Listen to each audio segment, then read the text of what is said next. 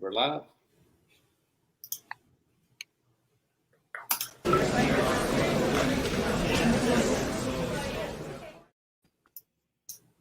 Hey, everybody.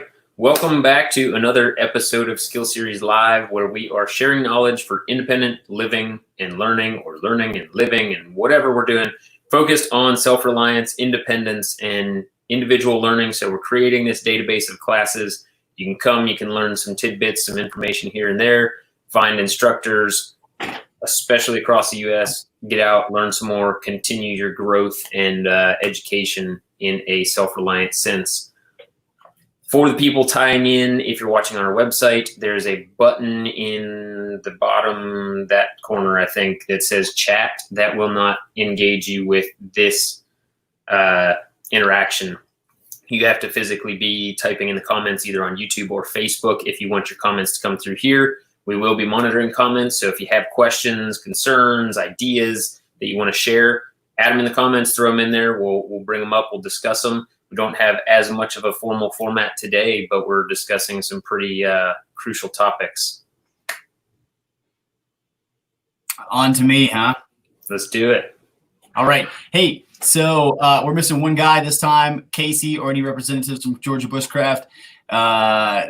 Casey's out off grid pretty much every day because he lives kind of in the wilds of Georgia, and so he has some technical difficulties. So if you care, make sure you message Casey at Georgia Bushcraft and/or Griffin Pocket Tool and every other social media. Tell him to get his S together and get better internet. All right, and we'll peer pressure him into working it. Hey, we got Bill. I wish Bill was in here. All right, so right below me over here is Shane Adams. Shane Adams is the, quote, marketing director. I use that in quotes for SE because he's, as you know, for small teams. And SE is a small team relatively. SE's got a big presence, and it's a big company. It's been around for a long time. They do incredible products, mostly knives. But it's one of these things that they're made here in the USA. They have a small team of people who do a lot of different things. And Shane is one of them. He wears a ton of hats. One of those hats is definitely in the search and rescue realm. If you're not familiar with what SE does, outside of just making really nice blades, they also they have a huge search and rescue component. So it's called Randall's Adventure. Wait, what is it called? Randall's Adventure and Training. Randall's Adventure and Training, Randall's Adventure Training, and SE. And so those go hand in hand. They do a ton of training, not only in survival realm, but also for search and rescue. I think Shane was saying earlier that he spent at least over 150 nights out in the wilds and doing different training. So that's not your typical type of going out and camping and fishing. This is your type of going out all day. You're training, you're teaching, you're doing pretty aggressive hiking, moving a lot of heavy equipment, and so it's a laborious thing. And that's only part of the piece that they do. They also engineer, manufacture, and market some of the highest quality knives in the world, and they're backed by incredible warranties too. From what I know about Shane was brought on just a few years ago as a marketing director. He was swooped up from being his own sole proprietor or his own businessman. He was running a bicycle shop and big bicyclist, but also had a shop, was doing well, but I think the internet kind of captured a little bit of your business, and so you started to move on and wanted to work with a company you're already really familiar with. All right, fill me in on what I got wrong there. I spent 103 nights in the field and another 40 or 50 days, just single day trips. You did pretty well. My wife says I'm a collector of hobbies, so I'm kind of a jack of many trades and a master of none. I think that's what makes me a little different than the SE team. Because I work for guys that are content specialists that are I'm kind of a utility player in that sense. I don't ever call myself an instructor with RAP, just because I have so much respect for the instructors that are there and their content knowledge and their ability to disseminate it. That I just try to be a kind of a color commentator and help out where I can.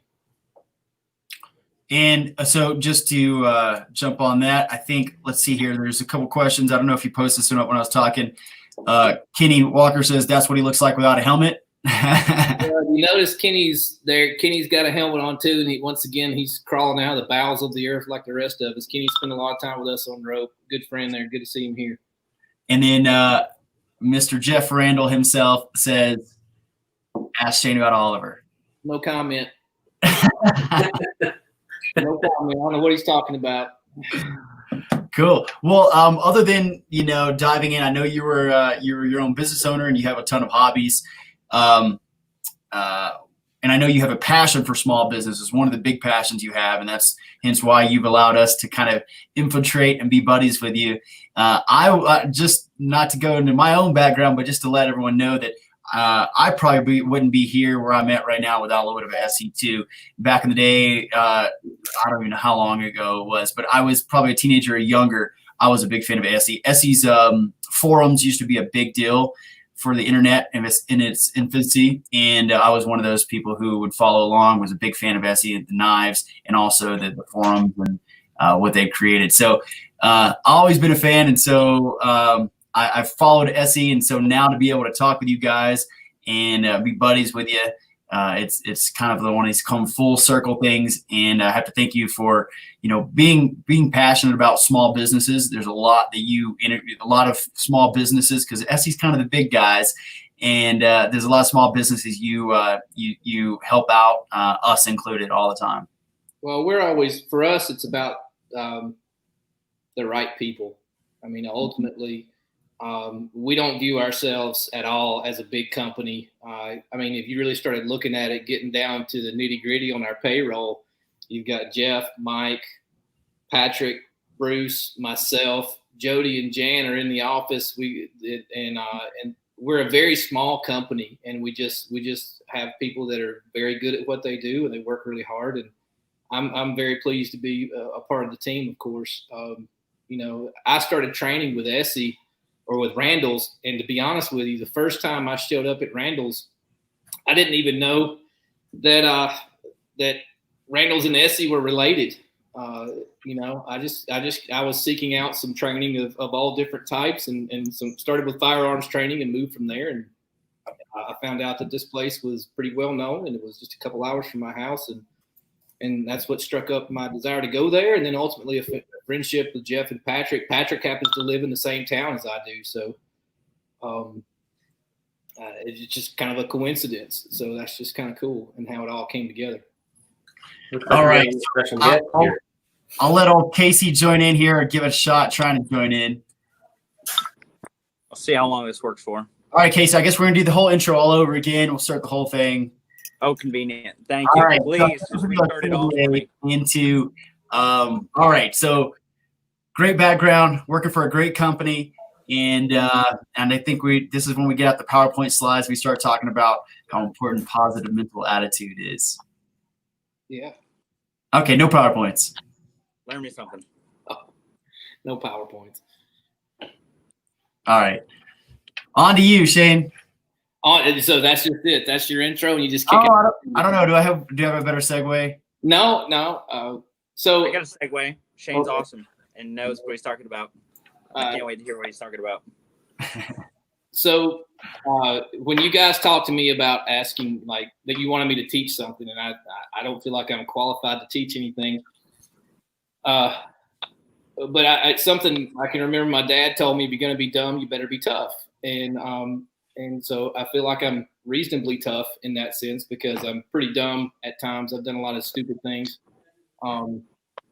But one of the things that I've always liked to do is I like to challenge myself. And I just don't think that if we ignore our weaknesses and we ignore our fears, then to me, that's the best place where you can see growth personally. I think a lot of people have weaknesses that they're aware of, and some they're not, and they tend to avoid them. And I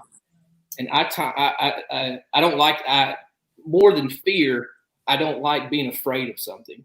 Like I have a fear of heights and a fear of confined space, and now I'm literally on a rope, stuck in a hole in the earth on 2 weekends out of the month, oftentimes. I can talk about heights and confined space, and immediately the bottoms of my feet and my palms start sweating, and my armpits are sweating talking about it because I have a significant fear of heights. But I don't like being ruled by fear. With all the training that I've done personally, and then all the training that I'm allowed access to, irregardless of what it is, the one thing that I keep coming back to that I see to be a cornerstone in all that we do is having a positive mental attitude. And I have a slightly different take on that, in that I'm married to a very shiny, happy person who is eternally positive, and I'm grateful for that because she balances me out. But I'm not a pessimist, but I am pragmatic. To a fault. I'm logical and pragmatic to a fault, and I've learned to use that for me. We hear a lot of people say failure is not an option. Well, what happens when that person that believes that experiences failure? And I've experienced that. I've watched a business go down in flames. I've had numerous failures within my life, and for a person who believes failure is not an option, how do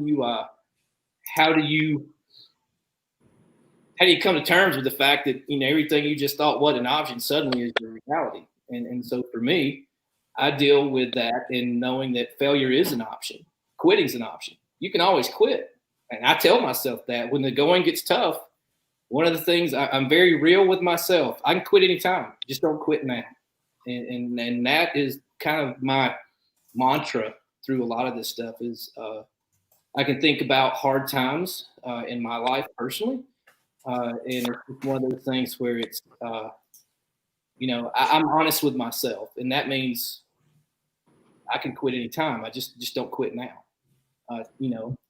Don't take one more step and then quit. One more step and then quit. And so that's a little different than for me. It works because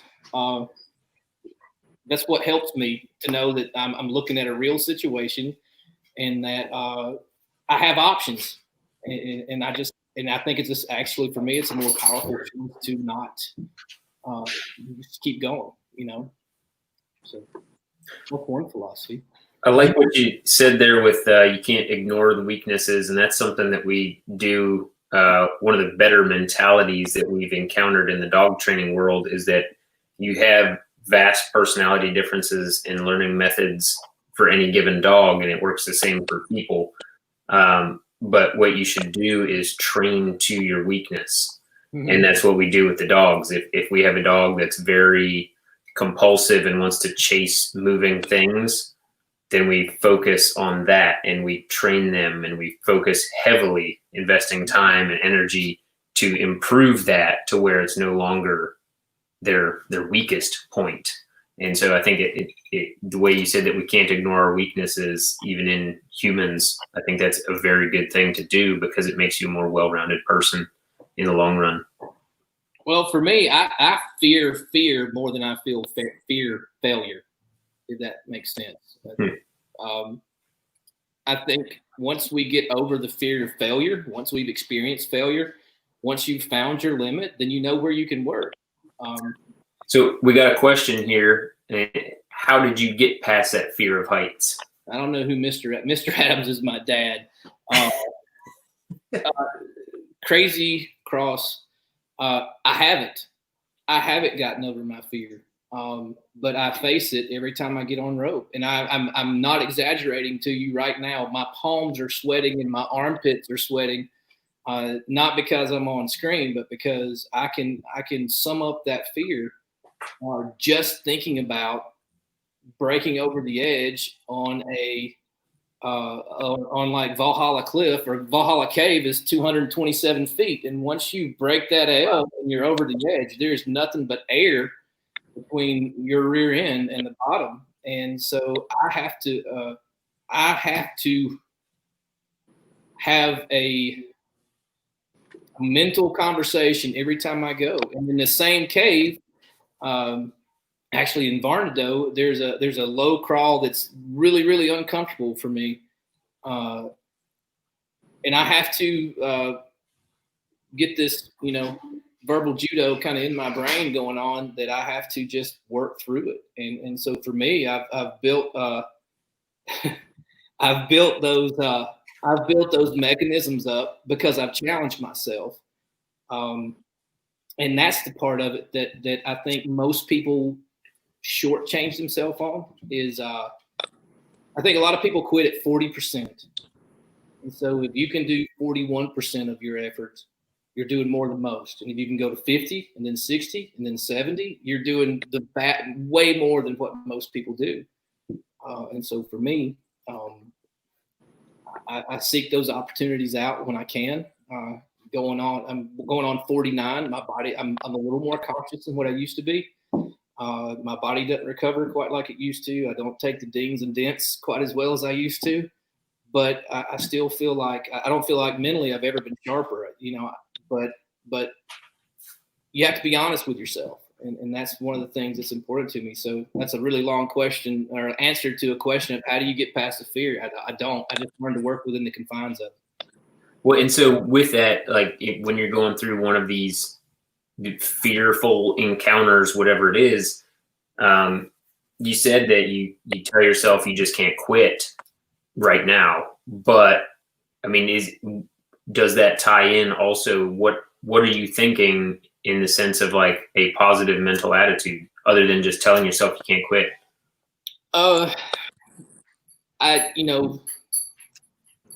The term positive for me is a little different. I'm very real with myself. I don't, some people ignore consequence, I just take it all in. And for me, I think in a very linear fashion, and I'm very logical and sequential in that. And so I choose to focus on my next step. Like if I'm in a situation that I'm entirely uncomfortable with, what do I do next? And how to get through it. Yeah. And so I have the ability, and Jeff says he knows we laugh at him. Yeah, if I quit, they laugh, and I never hear the end of it.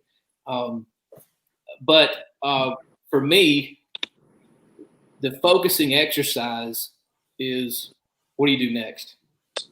Like if I'm fearful, what's going to get me out of this fearful situation? And so I just choose to focus on what it's going to take to get me to where I need to be, to where I find a level of comfort. I am as trepidatious about getting on rope now as I was the very first time. But I train with some of the best in the business. I've learned to trust my equipment. I have improved and increased my own knowledge and understanding of what goes on. One of the biggest ways I find to get over fear is to become a student of whatever it is you're fearful of. Like learn it, address it, find the niches, find the creases, find the seams. So whether you go over it, around it, under it, or through it, find a way to get to the other side of it. And that's where I focus my efforts.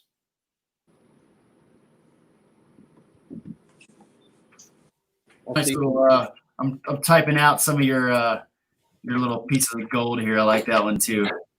That's the way to get over fear is to become a student of it. Find a way to get to the other side. I think, isn't that also how Batman became the Bat? Because he was scared of bats, and so yeah. Don't call me. I'm not Batman. So I've never heard this term. I was at an event. I don't know if you guys know who this is. Ed Calderon. He's the guy. What's that? It's Manifesto. He's awesome. Yeah. Apparently, Sicario was basically based on his life. I think they really claimed it.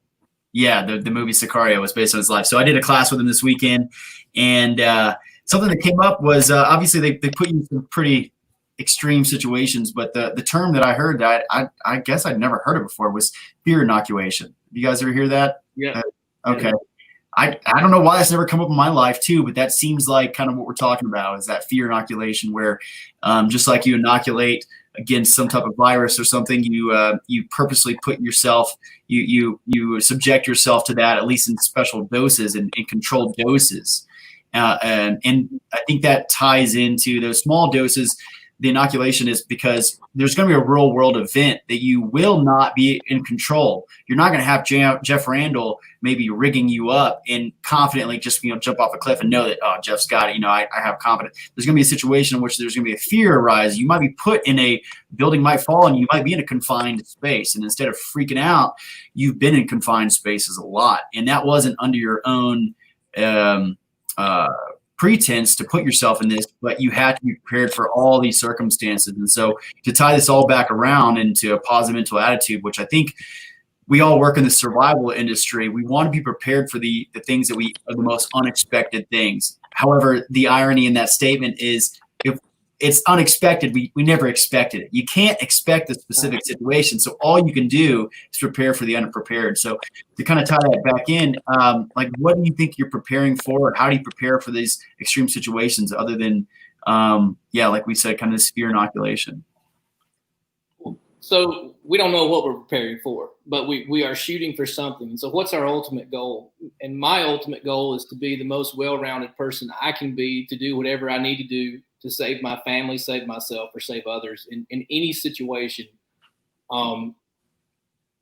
So I personally enjoy finding new ways to challenge myself and to do certain things. Recently, in the last year, I've picked up jiu-jitsu. I've always wanted to take a martial art, and I've really enjoyed, in a painful kind of way, I've really enjoyed getting to do jiu-jitsu, but I learned something.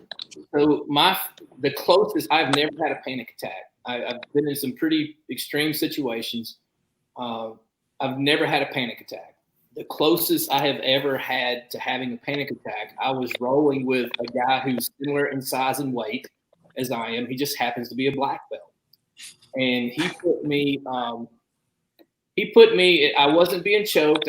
Nothing was happening. But he put so much pressure on my chest and face, a little bit of a neck crank in there. And while uncomfortable, I've learned to be in uncomfortable situations. And that's kind of been my motto: learn to be comfortable in uncomfortable situations. But at the same time, what triggered me and what I could really feel was I could feel my own breath on my face. And that's something that in the past that has kind of, it's kind of rung my bell a little bit. That's one of the things where I can feel it generate some anxiety. And I tapped just due to pressure, and I had to get up off the mat. I had to go walk around. I had to go back and say, okay, what just happened right here? Because neck crank wasn't, it was painful, but it wasn't a submission.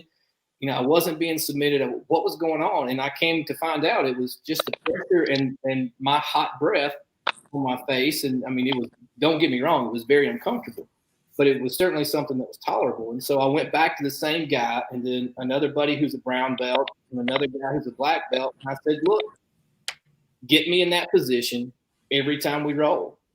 And if you feel me go limp, and I'm just trying to drink that position in a little bit. Like, I've got to learn to get comfortable there. And they did what I asked. They literally put me in the most uncomfortable position I've ever been in. Choke me, arm bar, umaplata, whatever. I don't care. Do whatever you want to. Don't put me in that position. Like, it's not even a submission. It was just something I had to work through mentally. And now it sucks. I don't like it, but I've learned to address it. And that was because I faced it and I didn't run away from it. So like I said, my little talk on positive mental attitude is not traditional in the sense that just don't quit. Don't, I'll tap next time, but don't tap this time. Well, I think what's also come out of it as you're talking is that you go in with a bit different mindset, I guess. You're looking at the end goal, and like we talked about even prior to this episode, you look at the end and you work your way back to the beginning. And so you're kind of applying the same thing here. You're looking positively towards what you want it to be. So you're looking at that end outcome that you want and then kind of working back through the steps. I don't want this to happen again. I want to be able to get through this position and just understand it's going to be uncomfortable. I want to get through that without tapping. That's your end goal. How do you get there? And you force yourself into these little incremental steps along the way to get there. So I think it's still deep rooted in that positive visualization of your end goal. It is. That's one of the things that everybody has their thing that they don't like, and you have to you can either baby step your way into it or walk or kind of crawl your way into it. But I think at some point you have to, if you want to improve, then you don't really work on the stuff you're already good at. You work on the stuff where you have your greatest deficiencies. And so being able to take a personal assessment of that, find your inadequacies and the places where you need to, beef up your resources a little bit, that's where you're going to see your largest gain. Mm-hmm.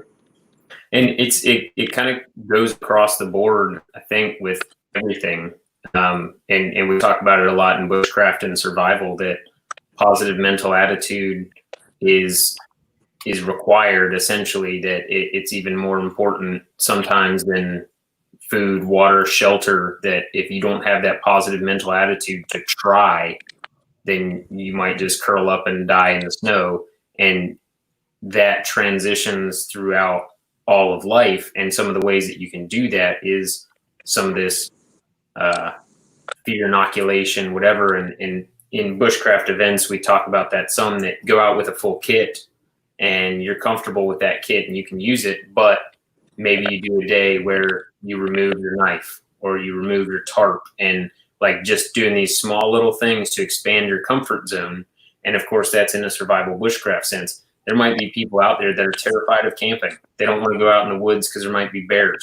Like, okay, go camp one night or stay in a small cabin somewhere and slowly kind of build your way towards being comfortable. I still have times at night when things go bump in the dark and I'm hanging in my hammock in my bear burrito and thinking, yeah, maybe this wasn't a good idea. but I haven't been eaten yet, so that's cool. There's another side of that where, you know, you feel the hackles on your neck get up a little bit, and it also know you're alive too. And so learn to kind of, sure, be aware, be smart, but you can also learn to kind of drink that experience in as well. And that's one of the things that I enjoy doing. So with all this turmoil and everything going on in the world right now, if we apply this kind of to the current situation, what do you recommend that we do? Because you can't even necessarily see. We don't know when to predict the end is in any of this. No. So how would you recommend people reposition their mindset to be 1% better, take one step further? Yeah. Get off Facebook. Yeah. Quit watching the news. Any of it, all of it.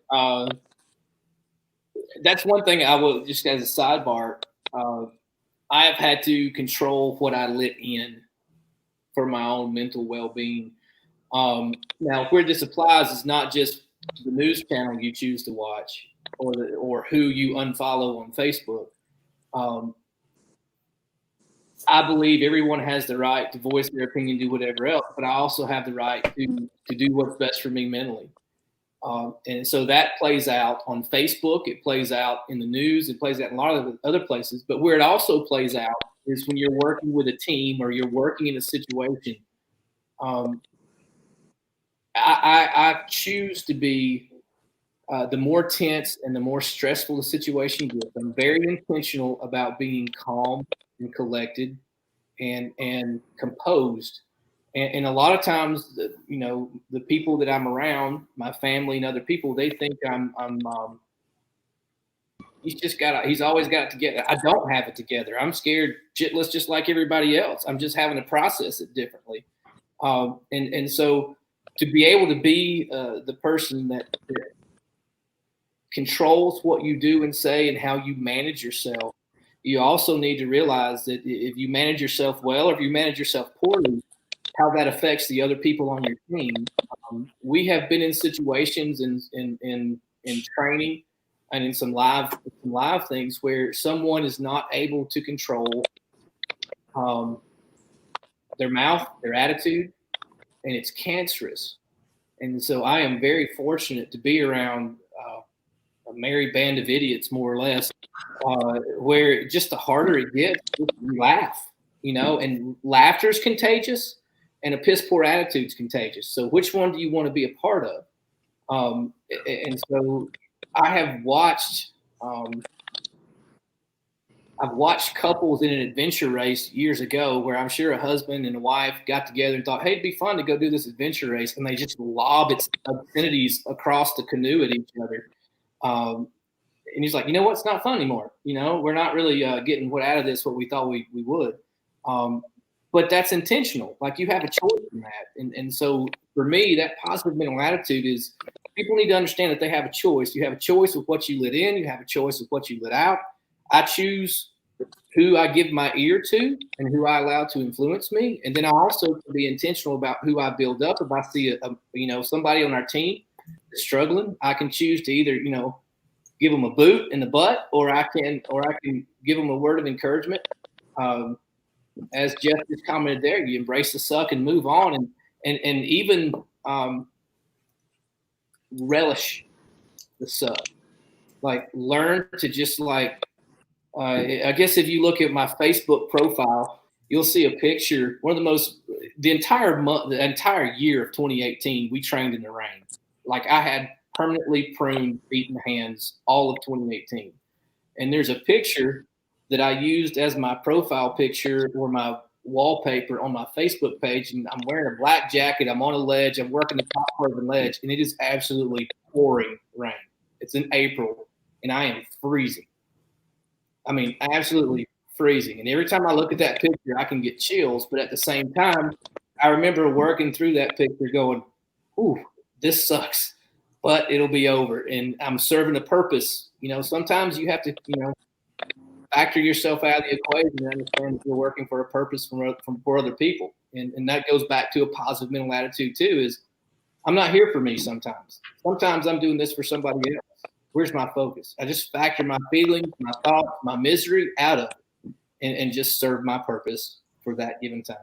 The positive side of things, you can focus your brain on it sucks, it's raining, I'm cold, or you can focus your brain on I have a mission, I'm helping a person, I agreed to do this thing, and I'm gonna do this thing.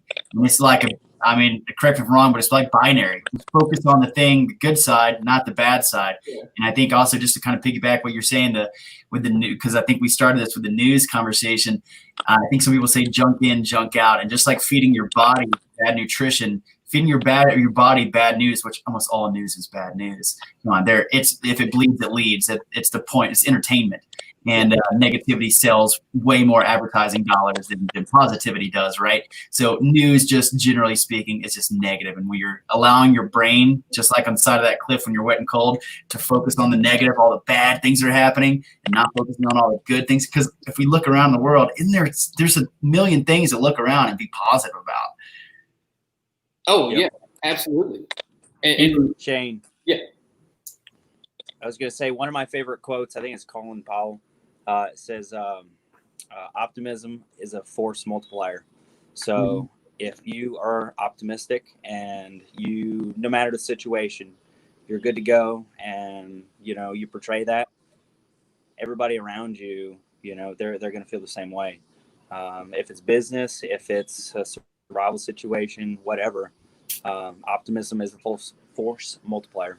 So it kind of keeps everybody together. I don't disagree with that at all. But let me give you a situation too. You're showing up to a rescue that has become a recovery, and now it's not one fatality, but it's two, and you've lost the rescuer. So you've lost the original victim, you've lost the rescuer. There is no optimism in that setting. And so that's where a sense of duty and dedication to your teammates and to these people, family and teammates, supersedes whatever it is my given needs are at that time. Yep.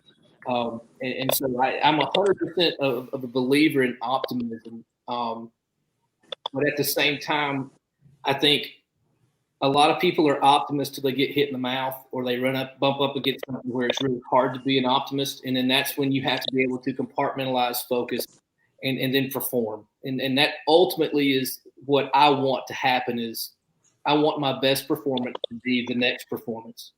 And whenever you can do the mental work,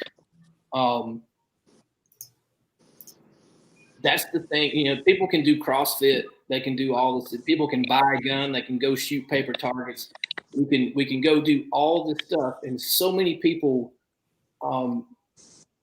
neglect the mental work that has to be done, the mental framework, the mental exercises to do what needs to be done in a stressful situation, and then they just fall to pieces. And so I don't want to be that guy.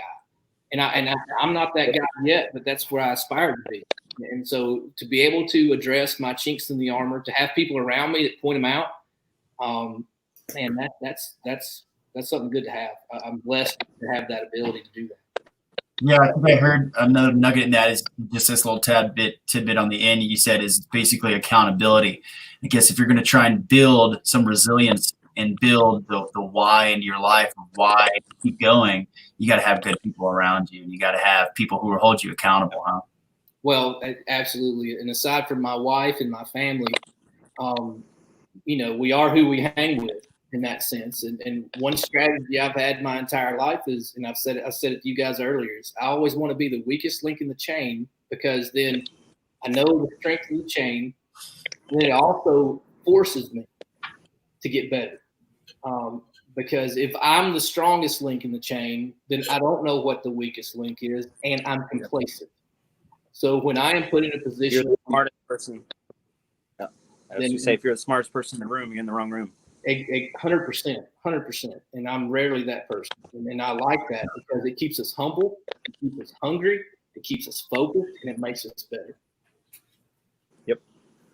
So I guess to go off that too, how do people find hope, especially in these situations that might be dire? So imagine the circumstance in which it looks like there's a 90% chance you're not going to live. It looks like there's a 90% chance you won't succeed at this mission. It's a 90% chance that you're going to fail. How do you say, regardless of the way it looks, I'm going to keep pushing for it and take that extra step?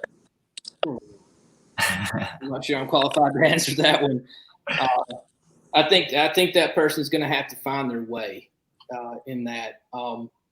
I can tell you, I think we get freebies in life. And those freebies are, you have an experience where maybe you dodged a certain fate that maybe you shouldn't have. In October of 2008, I'd been in business about 1.5 years, and the local economy was really bad. And I'd let go of all my staff, and I was working from cane to paint, and I owned my own bike shop. And I had 3 guys that walked into my shop. And I tell people this all the time is I know how the gazelle feels when the lion looks at it. So the gazelle doesn't have to interview the lion doesn't have to say anything, but there's a predator-prey situation there where the gazelle knows the intention.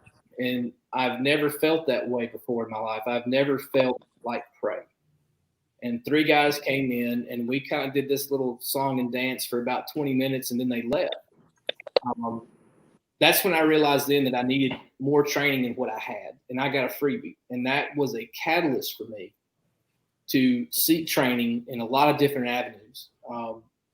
And so I chose to use that freebie as motivation. And I harnessed that motivation to this day. I tell that story, and I get chill bumps on my arms and legs because it's a very ethereal feeling for me. Like I can't really describe it. And if you've ever been in it where you felt like prey, then you know it. It's in our primordial DNA. It's been there since we were cavemen. We just have had it kind of pushed down with a soft in our culture, with a soft society in our culture. I've learned to listen to that. I've learned to listen to my instincts because I've put myself in positions where I have to, not necessarily dumb positions. I paddled a whitewater kayak for 20 years, and I developed a sense of being able to look at something and say, I can run it, or I'm not going to, and trust my judgment. If we never put ourselves in those situations where we have to make those calls, we have to be really honest with ourselves, then you're selling yourself short, and you're probably not going to be equipped to do what you need to be doing when it's time to get it done. Mm-hmm. I think I'm also hearing that, I think it's sometimes when people ask me why I'm in the survival industry or why I love doing these different skills, I think I had the same thing maybe that you have, and we'll see, is that I don't ever want to be a victim. Right? We've all had these instances where we've had a close call, and we look back and we're like, I don't like the way I reacted in that situation at all. I never want to be that person. I don't want to be the person who freaks out. I don't want to be the person who doesn't know how to call a decision when the time is needed. I don't want to be the one who's looking around waiting for somebody else to figure it out, or just be just buck wild dumb. And I'm always striving to do that. So what I'm hearing is kind of, that's what motivates you, is to strive to always be kind of the hero in the story, and not to make that sound too highfalutin, but I mean, we are our own characters in our own stories, right? And you can either choose to be the victim, or you can choose to be the hero. And you're playing this first person player video game until you die, and you might as well try to choose the hero's walk versus the victim's walk, right? I don't know if that sits with you well. What do you think? Well, it's also about the power of a clear conscience, and for me, I don't know what's worse, making the wrong decision or being paralyzed. And so for me, I try to put myself in positions where you're forced to make a decision. And if you're not, the decision will be made for you. And normally that outcome is not desirable. And so to be able to be decisive and to take action when needed, that doesn't really happen. And if you've ever done any firearm training, everybody kind of thinks that if they pick up a gun and they go to the range a couple times and they envision themselves, should the time come, they're going to point that gun, boom, make a headshot, guy drops off a sack of potatoes, all safe, you get the girl, we all go home safely. Well, anybody that's trained knows that anybody that trains knows that we normally perform at our lowest level under stress. So my job is to increase my lowest level. And so, man, you get under stress and you grab a gun, and then you can't hit the broadside of a barn.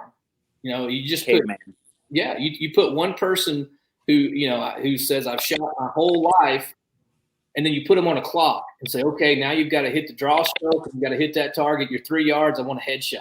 And they just shit the bed, and so it's one of those things where just the stress of a clock racks them, and so whenever you can artificially increase that stress and work around it, then your body and your mind become more prepared for it. So think logically through the situation, yeah. But you can't run away from it. That goes back to this whole thing is I don't want to be afraid of fear. I'm okay with failure. I just don't want fear to govern me. I'm not going to be dumb. I have no desire to base jump. I have a serious fear of that. That's just dumb to me. Like, you have to practice good common sense. Don't want the cancel culture of all the base jumpers to come after me now. You do you, buddy. That ain't me. But at the same time, not your thing. Yeah, no. Well, there's a lot of things that I've done that aren't my thing, but it is what it is. Base jumping ain't on that list. Well, so I'm still going back to your original of looking at the end goal and piecing your way through it in your mind to begin with, because that can apply across a lot of these. Even your scenario where there was no positivity, you lost your fellow rescuer. If you look at that is like, what is the end goal of this? And it would be to honor them, right, in the best way possible. You don't want to botch things up. You want to be as respectful as possible. You don't want to be laughing and having a good time, because that's disrespectful. So you envision that end goal of carrying your fellow hero out of the field with you, and you work through that. So you have to perform at your best. And how do you do it? You grab your rope. You start unloading the vehicle. You set up everything. And so always that process. And even to tie that to your married couple yelling at each other in the adventure race. If you focus on the end goal, we want to complete the race and smiles on our face and be proud of what we did. Yelling at each other isn't going to get you there. So how do you get to that end goal? And so maybe you got to suck it up. Maybe you deal with your wife yelling at you, and you say, what can I do from here to get to that end goal, and might be one step, one paddle, whatever it is, and just bear through it. Yeah, and that's, you know, in the case of that couple, they didn't even have paddles in the water. The guy was in the front of the canoe, turned 180 degrees, just lobbing obscenities at each other, and there's a guy in the middle, and his head was just down, and they're just like going at it, like just stuff you shouldn't say to your spouse. I feel like if I was a guy in the middle, I'd have just tipped the canoe. Yeah, jumping, reset. We were in these cypress swamps down in South Georgia, man. I would not want to be in that brown water. But I think about that situation a lot, and I think about a few other situations where you've taken a semi-stressful situation to have somebody completely melt down. It takes something that's semi-stressful, and now you just send it through the roof. Like now it's off the charts, and now not only were we stressed, now we're stressed and entirely unproductive at this point. And so if your fear is heights, and I am breaking the edge of Valhalla or insert your cave here, my end goal is to get down. So if I'm already broken the edge, I'm committed. So Get down safely. I just got to get down. And then when I'm down, then I look up. I was like, I just got to get up, you know. And so just go one more. And so for me, there's times in life, you know, where in 2014, my wife and I, we had 6 people in 6 months that died suddenly and unexpected close to it. Started with her father and ended with her stepfather. Lost some close friends and some people that were really pillars to us. You're losing a person a month. You can't really, like, we had people counting on us to help. We had to make decisions. And you think, I'll deal with that when I'm done doing what I got to do. And then, you know, it took 2015, it took 2016 for us to kind of work through that mentally, that loss, that grief. And it's something that we still go through. We still miss those people. But it's something that at the time, if I just turned to a puddle or my wife turned to a puddle, and we've got 2 sons, you know, they're counting on us. And so there'll be time for that if that's what we need, but it's not right now. And so that's kind of what I tell myself through a lot of this stuff. So positive mental attitude might have been a false advertising on this. It's just having an attitude to get through it, you know, and that to me is a survival attitude. Encompasses a bad day at work. It encompasses a bad day in your marriage. It encompasses, you know, a bad day when you're, you know, it's out raining, you got to do something you don't want to do. And so, well, I don't think it's a misnomer by any means, because it doesn't necessarily mean positive mental attitude isn't that you're happy and you're jolly and you're smiling. It's having that realist, or the vision, I guess, of what you want it to be and making it happen. You're positive about the end goal, or you're doing something positive to achieve that goal. And likewise, even in Dustin's scenario where there's a 90% failure rate, if you look at that example, like so odds are against you, but if your goal is to get out alive, then you better be shooting for that 10% in there. And how do you do it? One step at a time. Somebody did it. It may as well be me. And that's how I look at it. You know, I mean, there's scenario after scenario after scenario where a person has had all the tools, had the skill, and they still died because of their attitude. And then there's other people who have done everything wrong and still made it out. Mm-hmm. What's the difference? You know, and you know, when you get down to the nut cut, and it comes to what's between your ears and what matters as far as what your end objective is. What's between your ears? I like that. It's true, I man. feel like there's almost a component of what do you have to lose? And if you have this mission, this goal, if you're just trying to survive, whatever it is, and the options are A and B. A being die, give up, quit. B being put all into it, keep going, push forward. It almost seems binary in that moment too to me, is that what do you have to lose? And if you look at the option of losing on that one, well, you might as well go over here. It's almost like a logical step in the right direction. Well, that's the trickiest think logical. Well, try to think logical in an illogical situation. Can you train yourself ahead of time to do that?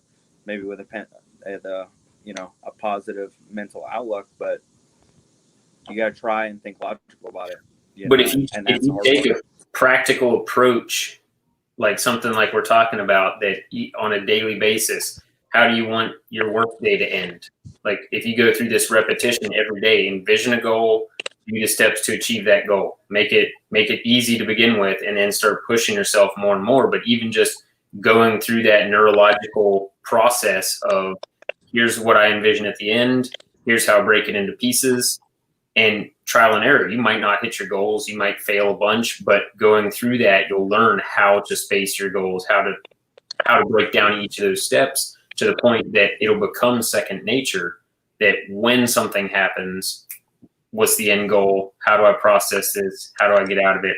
And it won't necessarily work in the reaction type, the initial shock phase of something, like an intruder breaks into your house, that you don't have the time to really process it to that level. But lost hiking, stress in your life, yelling people, whatever it is, like just take a moment and process that.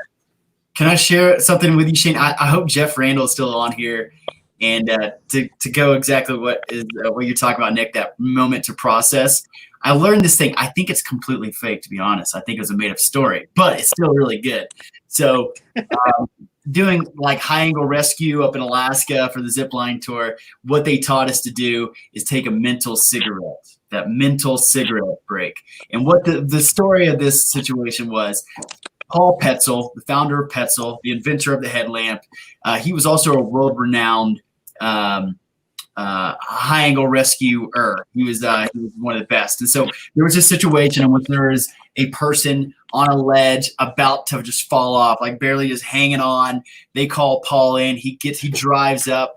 This guy is about to fall off the ledge. They need him to react immediately. And they're like, Paul, he's right there. Paul slowly breaks out of cigarettes, pulls out a cigarette, starts to smoke, and just watches the situation. And they're like, what are you doing? And he just finishes the cigarette. And then after he finishes the cigarette, you go here, you do this, you do that. And he calls it all out. And it was about this situation. And it was to prove to us, or I guess to put it to us, that there's always a moment. You should always put a moment to smoke that mental cigarette. It could be the most extreme situation, but take that one moment. And it doesn't have to be literally 3 minutes of smoking a cigarette, but take that one moment to take a step back, detach, and look at the situation. Don't be reactive to a situation. What do you think about that? Count to five. Yeah. So the guys that used to work for me at the bike shop, whenever I would pull my leather strop out, sharpening my knife, they would say, "Oh, he's scheming," And so I would re-stropping my knife, and they're like, "Oh, he's scheming. He's thinking." Something I think there is no recipe for this, and it's something like with education, we know that people learn in a lot of different ways. I've always liked Howard Gardner's theory of multiple intelligences, where it says there's 7 different intelligences, and I think there's been a few more added since then, where people learn. But there's no shortcut to this, and this is where people have to get really personal and really honest with themselves about where they're at. My positive mental outlook sounds a lot like Rage Against the Machine, and I'm calling myself really bad names. Internally, like you don't know it, but it's not positive in that sense, but it's how I motivate myself at times to do what needs to be done. If anybody were inside my head, I would hate it for them. And then there's times when I have to kind of talk myself off a ledge too, but it's how I motivate myself. And then I think part of being a good teammate is learning that maybe there's the guy on that team that needs a kick in the ass, and then maybe there's that guy on the team that needs a pat on the back. And being a good friend, I've got a good friend, and you guys know him, just a mountain dude, Todd. Todd's he's had a tough road to hoe in the last. He's had a bad month. He's had an outstanding dude. Give him a follow, just a mountain dude on Instagram. Love that guy. But Todd practices what he preaches. But he's had some tough experience. Bit by a copperhead, and then about the time he gets better from that, He takes a digger and has got, I think, 15 or 17 broken bones or something like that. And this is a guy that, like us, likes to be out, be active, you know, and so he's a friend. You know, what do you need from me? You know, if I'm going to be a good friend, how can I be a better friend to you? You know, is it, do you need me to break my foot off in you, or do you need a pat on the back? You need a hug? What do you need? You just need somebody to listen. And so this positive mental attitude, you start learning how to apply that. Casey, you said optimism is contagious. And I don't disagree with that. But sometimes there's people that won't respond to optimism because they can't get out of their situation. And so sometimes I think one of the most underutilized tools that all humans have is our ears. And I think if we could use our ears more and our mouths less at times, we would all be better off for it.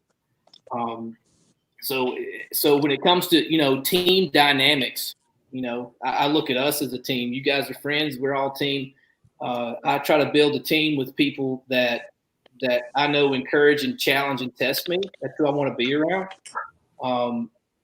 And just like with Todd or whoever else is on my team, you know, you got to be a good team member. Whenever it looks at SAR, we give everybody a hard time. You know, if we're giving you a hard time, that means we like you. If we're being nice to you, we probably don't like you and don't have any plans on seeing you again.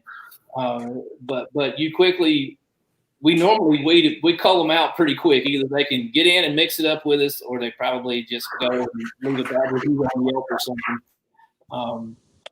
So that's all part of it. But it's I think we miss that too often, as far as that positive mental outlook and learning how you can affect others in that way and bring it out of them too. Sometimes part of a positive mental outlook is just venting, having someone you can vent to, where you just get it out and then move past it. So, well, it's so weird how different people, I guess, react differently. Like you said, some people need the boot in the ass, and some people need like the pat on the shoulder.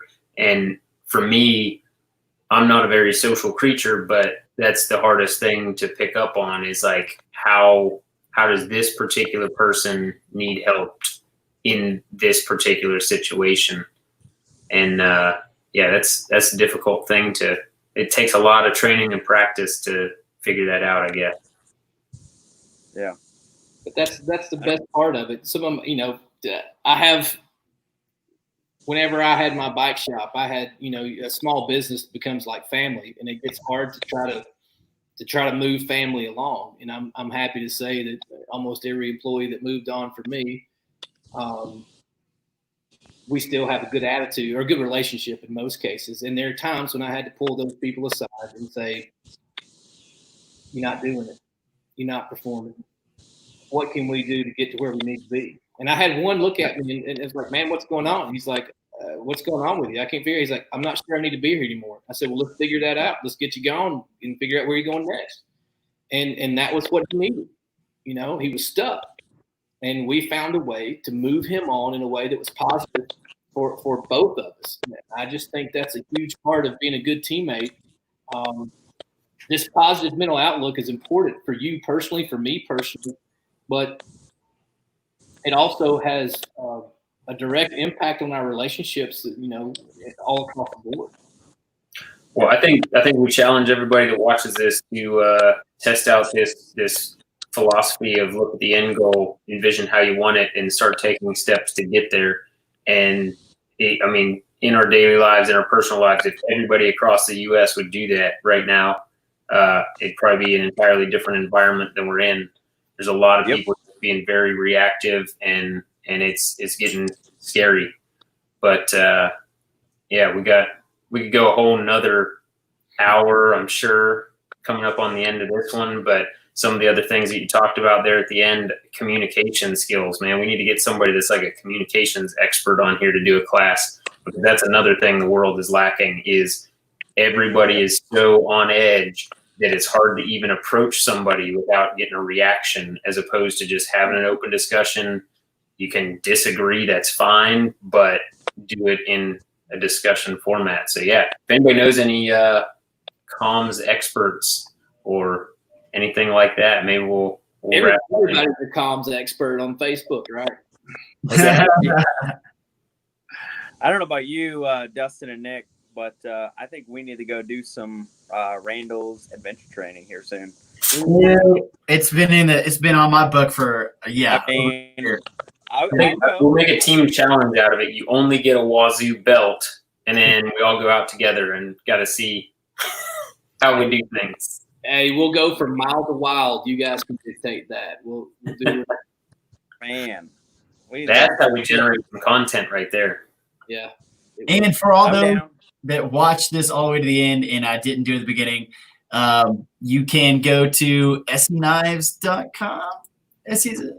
Yeah. What's the website? Sounds good. Yeah, I'm the marketing here. Yeah, ESEEKnives.com, ReynoldsAdventure.com, Facebook, Instagram, YouTube, all that stuff. It's if you guys, anybody who's watching wants to take one of their classes and sees one available, sign up for it because they don't last long. So they fill up quick. We're like everybody right now, though. Where COVID's pushed pause on everything, so we're 2021. We keep trying to reschedule classes and things getting pushed back. So just if you have questions, hit me up on Facebook or Instagram or do whatever. Right now, it's just one big giant shoulder shrug. We're at everybody's. We're at the mercies of the COVID czars and across the nation and wherever else. And we're not at the mercy of it. We're envisioning that outcome, and we're taking our small steps to get there in the best way we can that we're allowed to. I'm just going to the woods this weekend. I don't know what y'all are doing, but I'm just going to go spend some time in the woods on rope in my own personal hell. Work it out. All right. Well, Shane, thanks so much for coming on with us. We'll have to do some more follow-ups here, and we'll certainly be in touch. Other people might be seeing stuff coming from cooperations and things moving forward between Wazoo and ESEE and who knows what else. But standing. Hey, I enjoyed it. I appreciate the invite. All right, guys. Thanks for watching. We'll see you in the next video. I think next week we're doing Mark Vorderbruggen is coming back, and he's going to teach us about the ham radio. So we'll get him in and learn why that is a cool thing, functional skill, and important for self-reliance. So if you're into ham radio stuff, definitely tune in. If you're interested at all, come back and see us. Sounds good. Thank y'all. Thanks, everybody. See you guys. Thanks, Shane. Appreciate it, man.